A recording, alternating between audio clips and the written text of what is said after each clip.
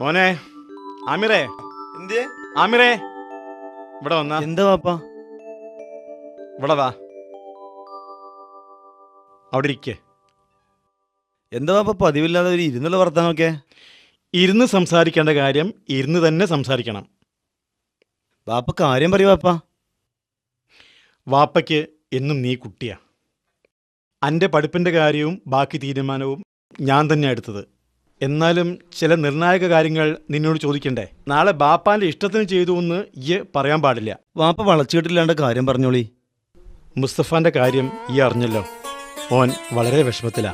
പിന്നെ അൻ്റെയും സുബീൻ്റെയും കല്യാണക്കാര്യം ഞാൻ വാക്ക് കൊടുത്തിട്ടുണ്ട്. എന്താ നിന്റെ അഭിപ്രായം? അതിനെന്താ വാപ്പ, സുബി നല്ല കുട്ടിയാണല്ലോ, എനിക്ക് ഇഷ്ടപ്പെടുന്നില്ല. ബാക്കിക്ക് ബാപ്പാന്റെ ഇഷ്ടം പോലെ ചെയ്തോളി.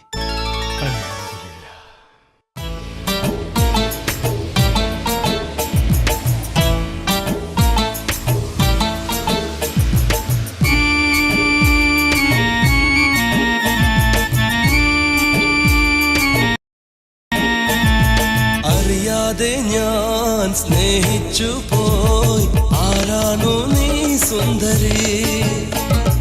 അറിയാതെ ഞാൻ സ്നേഹിച്ചു പോയി, ആരാണു നീ സുന്ദരി?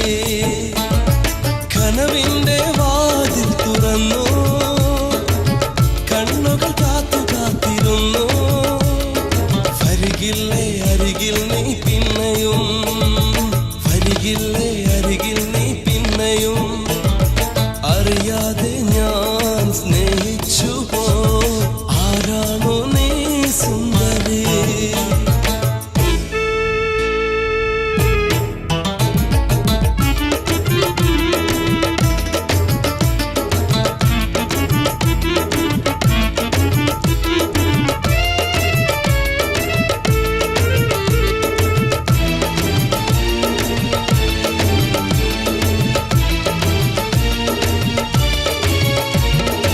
ഒരു വട്ടം കണ്ടപ്പോൾ മാനസം പൂത്തുപോയി, ഒരു ജന്മം പിരിയാൻ വയ്യാതെയായി.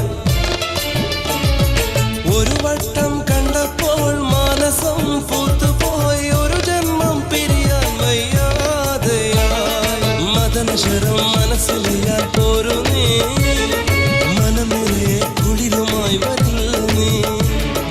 അഭിലാഷം വീണ്ടും വിളിച്ചു, ആലിംഗനത്തിനു കൈതരിച്ചു, ആലിംഗനത്തിനു കൈതരിച്ചു. അറിയാതെ ഞാൻ സ്നേഹിച്ചു പോയി, ആരാണു നീ സുന്ദരി?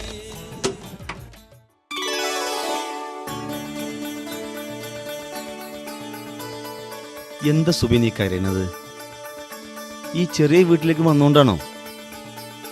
നിന്റെ വീട്ടിലെ സൗകര്യങ്ങളൊന്നും ഇവിടെ ഉണ്ടാവില്ല. അതുകൊണ്ടൊന്നുമല്ല, എനിക്ക് വലിയ വലിയ മോഹങ്ങളൊന്നുമില്ല.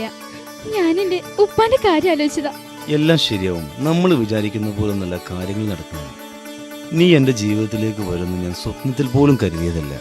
ഈ കല്യാണക്കാരെ ഉപ്പ പറഞ്ഞപ്പോൾ പോലും എനിക്ക് വിശ്വാസമായിരുന്നില്ല. ഇപ്പോൾ പോലും നീ എൻ്റെ മുമ്പിൽ ഇരിക്കുന്നത് എനിക്ക് വിശ്വസിക്കാൻ കഴിയുന്നില്ല. എനിക്ക് ഇങ്ങനെ കിട്ടിയത് എന്റെ ഭാഗ്യമായിട്ട് ഞാൻ കരുതിയിട്ടുള്ളൂ. നമ്മളിപ്പോൾ അടുത്ത വിമാനത്തിലൊക്കെ ഒന്ന് കയറി ദുബായിലേക്കൊക്കെ ഒന്ന് പോവും.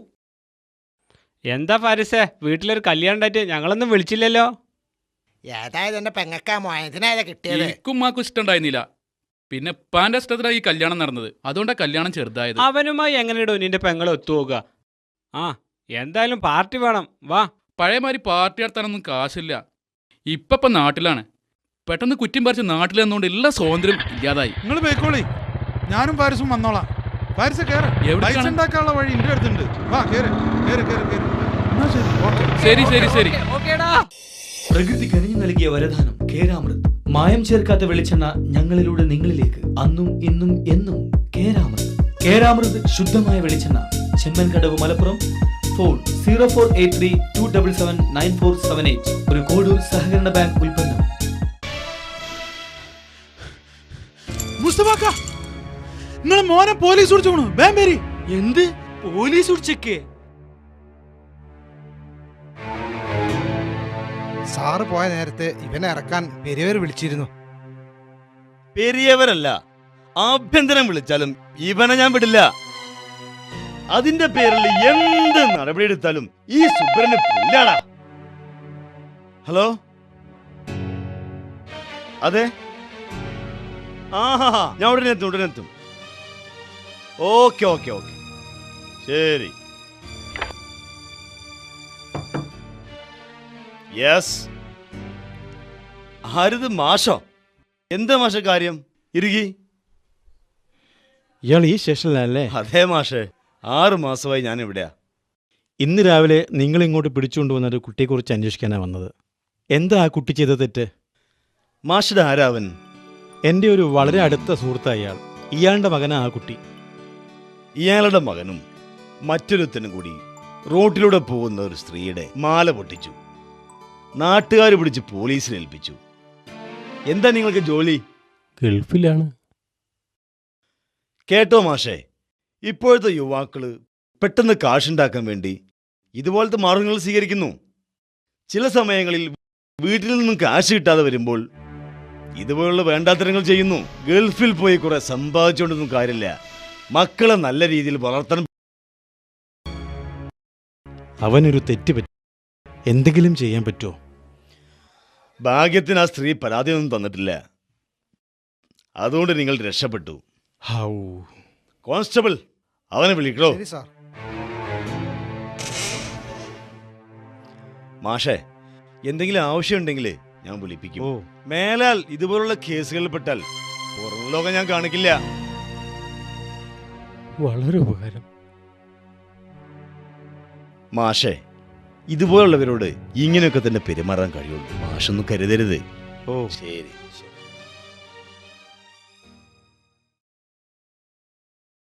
എന്തോ?